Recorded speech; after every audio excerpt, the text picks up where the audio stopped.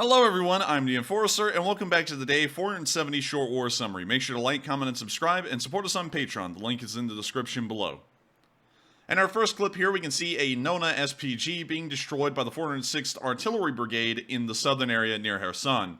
After the floods began to rise after the destruction of the Novikhovka Dam, many Russian units have been left without the kind of cover that they would have found near the marshes of the river. And it appears that this is to their detriment, as we can see that Nona SPG will no longer be a part of active operations for the Russian armed forces.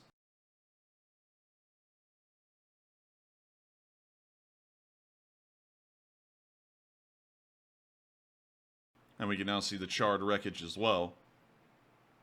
In this next clip, we can see the damage that has been caused to the Novikhovka Dam and what is led to today. Of course, flooding is incredibly severe around most parts of the river area, and the water levels are still continuing to rise at this moment, as the reservoir has not even gotten close to emptying itself at this point. And we can see that the flooding extends well on into a mile in each direction from the river, and further down in even lower parts of elevation, it's going miles inland. In this next clip, we can see Ukrainian rescue efforts being shelled in the city of Kherson while they're still trying to get citizens out. The Russians using this as a prime opportunity to try and destroy Ukrainian citizenry and the Ukrainian rescue efforts outright.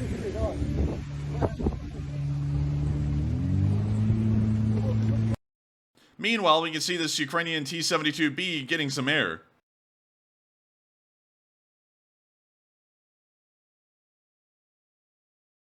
Speaking of air, this Russian T-72B3 appears to be getting a little bit too much air that's fueling the fires that will destroy the tank, as the Ukrainian 77th Brigade in the area of Bakhmut today was able to destroy this Russian T-72B3.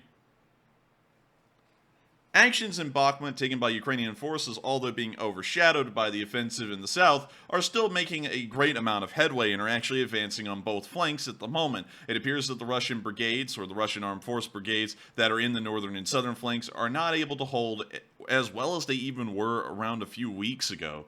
And it shows that the Ukrainians may be getting less resistance, or it may be that those units have been moved out and there's less there, and they have been moved further south in an attempt to stop the Ukrainian offensive down there. Regardless of the case, we can see that this tank, this $3.5 million T-72B3, will no longer be usable by the Russian army, and the Ukrainians will most likely try and salvage it for scrap or spare parts later on once they capture the vehicle. Thank you all for watching, and I hope to see you all in the next one.